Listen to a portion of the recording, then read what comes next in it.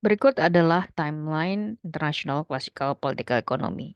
Jadi, pada esensinya terdapat 5 fase dalam International Classical Political Economy. Jadi, 5 fase timeline ini pertama di tahun 1700-an itu ada 3 pemikir utama yakni Adam Smith, kemudian David Ricardo, dan Thomas Robert Malthus. Nah, Adam Smith ini teorinya yang paling terkenal adalah invisible hand, kemudian liberalisme, sementara teorinya David Ricardo yang terkenal adalah land rent atau teori sewa tanah, kemudian teori comparative advantage.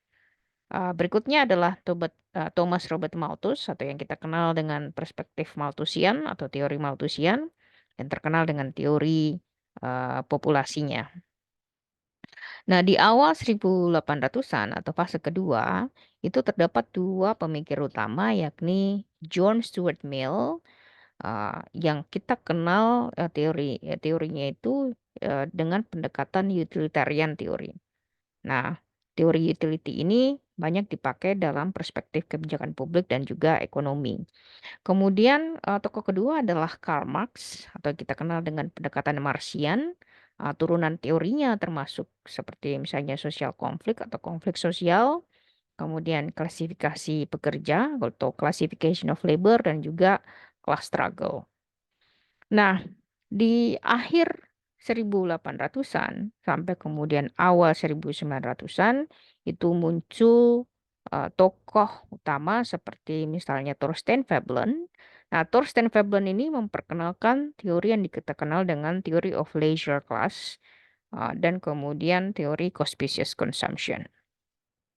Nah, pada tahun 1800-an sampai dengan 1964 muncul teori baru yang diperkenalkan oleh Gernot Myrdal yang kita kenal dengan pendekatan teori sirkular kumulatif yang secara sederhananya melihat bahwa eh, pengaruh atau penentu dari pertumbuhan ekonomi di suatu wilayah itu ditentukan oleh faktor internal atau di dalam wilayah itu sendiri dan kemudian faktor eksternal. Nah, kita biasa menyebutnya dengan endogenous dan exogenous forces. Nah, di bagian akhir dari timeline kelas International Classical Political Economy ini yakni berlangsung dari 1800-an sampai kemudian 1964.